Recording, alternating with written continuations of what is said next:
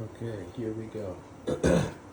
So this is a long overdue video of a little more extensive update of my Fluval Siena 72-gallon aquarium. That is a reef aquarium. So I've had it up for almost a year and a half now. So I wanted to circle back and go over some updates, some lessons learned, maybe things I would do differently with the tank.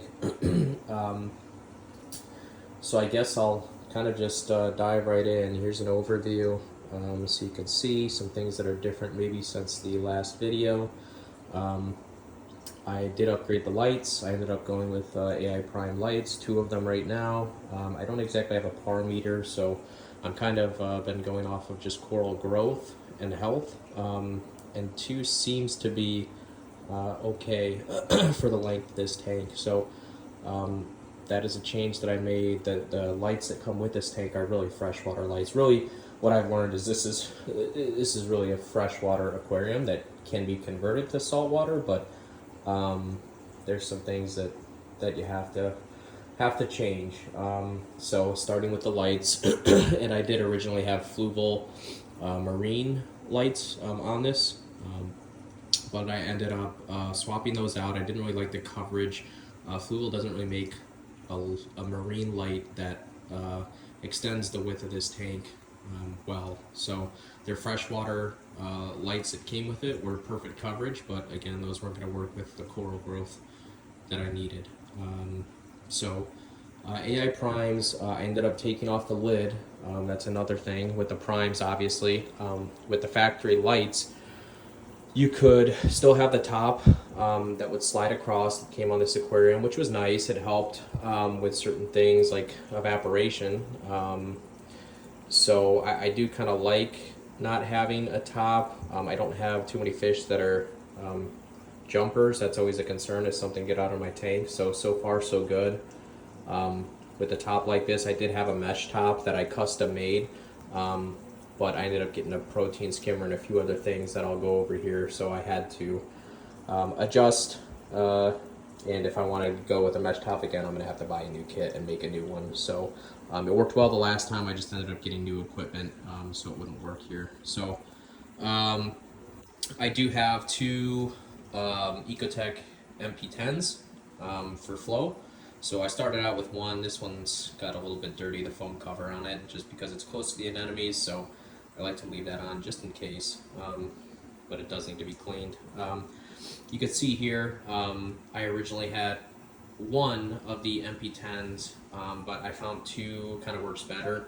And the MP10 I think is plenty. The only other thing that it seems to work well where they're at and mounted here. And I get some flow from the outlet up here as well, from the actual filter canister assembly.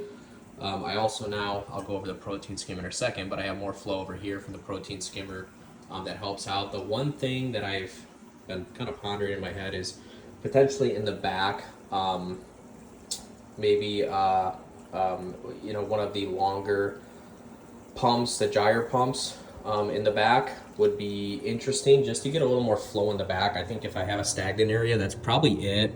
I usually have a little bit more algae growth just because of the lack of flow back there. So it's not a priority right now, but it's something I've considered potentially doing. So the MP10s, the lights, and then the protein skimmer is new. So I'll make a whole video once I've had this a little longer. I've had it less than a week. It is massive, but it's a hang on the back.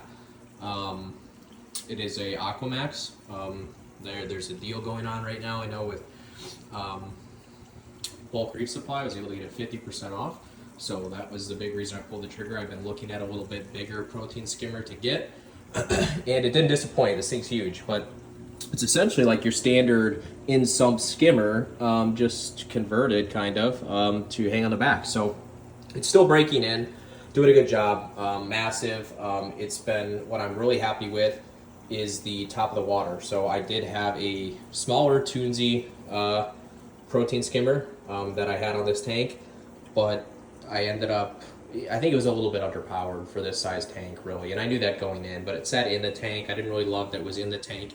It did good. It definitely pulled some grime out of the water, but I still had a film on the top of the water, just some like protein and a film that I didn't like. What I've noticed with this, I have no film on the water anymore, so already that's a huge improvement. Really happy with that. It changes the aesthetics of the tank a little bit for sure. You know, I prefer like more of minimal equipment showing. That's one of the reasons I went with the MP10s. I don't like a ton of stuff in the tank, but it was kind of a little bit unavoidable. I'm working through some of my phosphates and nitrates, and it's one of the challenges with a canister filter. So that's one thing that I've learned is, you know, a sump. Definitely, there are plenty of times that I envy a sump.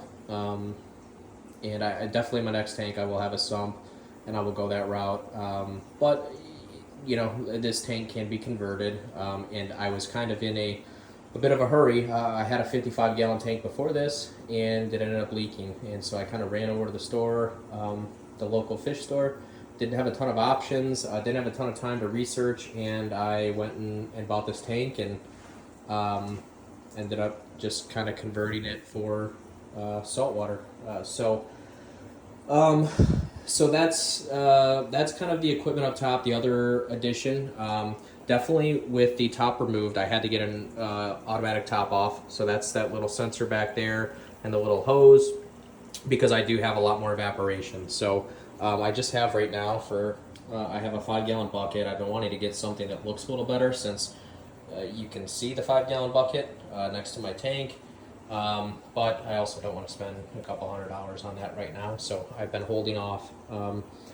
So that will be down the road, and I'd like to potentially get like a 10-gallon reservoir would be nice. The 5-gallon usually lasts maybe 5 days, so I'm trying to make sure that this tank can be sustainable. You know, if I go for a week-long vacation or something, to where I could put an automatic feeder on it and be good to go. So I did get a different heater. My other heater went out.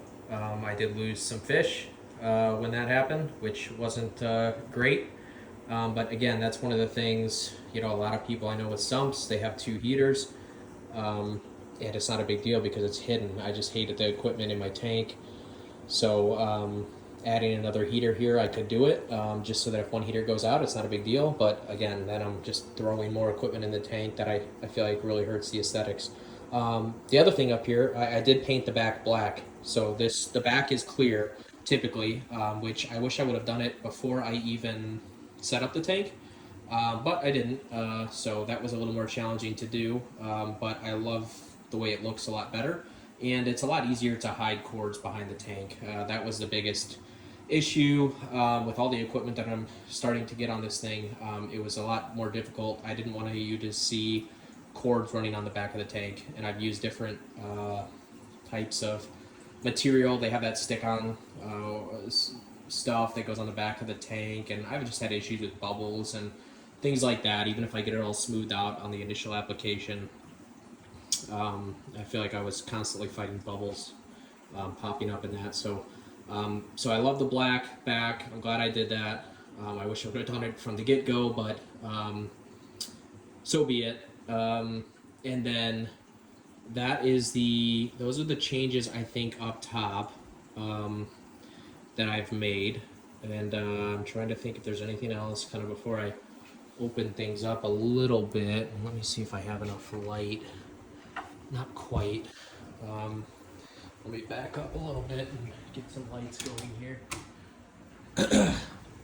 So just looking underneath, these are just my MP10 controllers that I use. The Mobius app. It works great for me. I've seen a lot of people say they've had issues with the Mobius app.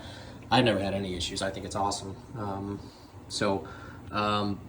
Then I have just a couple power strips, my ATO. The cords could be cleaned up a little better in here, so that's on the to-do list as well. But no real changes, just a couple power strips. I wish I would have added maybe a bigger power strip, because I think I have one more spot available. So yeah, that might be an issue, and it's really hard to get to this outlet behind the tank right now. So we'll cross that bridge when we get there, I guess.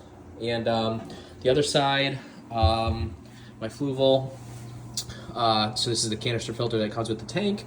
It does work for saltwater or freshwater. They have different filters. Some of the filters they will specify on there only for freshwater. Some of them they will say fresh or saltwater. So you kind of have to figure it out. I do have in this canister right now, I have phosphate remover pads. I have quite a few of those. I have a phosphate remover from, I can't remember who makes it. I can't remember if it's ChemPure, I want to say, but a phosphate remover basically pouch that they have. Fluval does make phosphate remover filter pouch as well, with some actual media in the pouch. I've been using that. I've kind of been experimenting a little bit. My phosphates aren't crazy high. My nitrates are pretty good. I'm at about 10 part per million nitrates. My phosphates are at about 1. They're hovering right around 1, 1.1, 1.2, which isn't crazy. But I have experienced some crazy algae growth in the past, so I'm very cognizant of that. I'm still kind of working to make sure I don't bottom out any of those parameters, but I'm just trying to keep them a little bit. I'd rather it be a little bit lower, a little bit under 1. So we'll see how that goes. The other change I did, originally I bought a Fluval UV that they have that's like plug and play with this filter. So I bought it and I hooked it up. I had it running pretty early on to try to help out with any bad stuff, I guess, so to speak, with the fish, or try to help out with fish disease, fish parasites, things like that. The problem was when I ended up doing more research, the Fluval UV that you can buy that is plug and play is just, it's really meant for a freshwater aquarium. It's not meant for a saltwater aquarium. It's way too underpowered. Most UVs, if you look up the specs, there's different specs for freshwater versus saltwater, and typically the freshwater UVs, you can use them for way more water volume than you can the saltwater. So this was a fairly recent addition. I got an upgraded UV, so this one is pretty close. I think the spec, I think it for saltwater, I want to say is 75 gallons. So I am within the spec. I would have loved to get a little bigger one, but they're not cheap, and I kind of browsed around. I do like this one as well. It is Aqua. See if you can see it. Aqua Ultraviolet. I'm sure you can look it up. I think I ended up getting it on Amazon, but they have different, just because I had gift cards for it. But yeah, you can see if the bulb's still on, which is nice. If it's burned out, then a quick visual. And I just plumbed it right up here. I'll make a separate video of maybe that whole thing. But yeah, so far so good with this. Since I put this in, I haven't lost a fish. Again, I did have a lot of issues when I think ultimately it was my eater that was bottoming out, and I was dropping temperature, and it just, by the time I figured it out, it was a little too late. I had a lot of sick fish and lost a lot of fish. So the tank's been pretty stable lately. That is kind of those are kind of the changes that have happened underneath. I don't know that there's much else equipment wise. I can say that to get these mounts for the AI primes on here, I did have to take up, if you see this, this was really for the lid, this ridge here, but it's just adhesive that's made to go on the glass. So that same thing was on the back, so you really couldn't hang any lights unless you got that off. So you see I used a razor blade and got it off. It was just adhered to the glass. Now I have the clamps and can have the lights, and I did the same thing over here, but I didn't clean it up yet. So again, I got this protein skimmer less than a week ago, so I need to go in here with just a flat razor blade and get this all cleaned up without getting any gunk into my tank. So and then I'll probably do it all the way around just so it's clean and looks a little better. So yeah, that's just equipment that is down the road. What I figured out, if I had to go back in time, I would 1000% get a tank with a sump. Again, just to hide the equipment. I think it's easier for nutrient control as well. I think you can have, a lot more stuff hidden with reactors. refugiums, things like that to help out with phosphate. I really don't like adding just phosphate remover products into my tank. But again, my options are limited. I mean, they have hang on the back, refugiums, and all kinds of stuff, but I really don't want to hang another thing on this tank, especially with my massive protein skimmer. So, the sump, definitely next tank I'll have a sump. This has been definitely a learning experience, so I'm not upset about it. I got the tank, I learned a lot. Again, it's been about a year and a half. I'll probably continue to have this tank while we're at this house. I think the next logical thing would be whenever we move in the next few years, that's when I'll probably swing for the fences with a bigger tank, somewhere between 150, 200 gallons with the sump. But for right now, it does the job. I'll make another video just going over some of the coral. Maybe that could be a separate video, and some lessons learned with the coral, and in particular with my canister filter. I think I could branch out and have a lot of these if other people are looking at having a canister filter, or even a hang on the back filter for that matter, with their reef aquarium rather than a sump. There's just a lot that I've learned along the way. So I think that's it. If anyone has any questions, I'm going to try to keep up on the YouTube channel a little bit more. Just comment, and then I'll try to make some more videos about just a little more in-depth of maybe one of the protein skimmer, one of the different coral lessons learned, anemones, fish, what I have going on here. And then, I'll do another one too with the canister filter, what filters I use maybe, how often I change them, things like that. And I'll keep you guys updated. So thanks for watching, and drop any comments in there, and I'll try to keep an eye on it and answer any that come in. Thanks.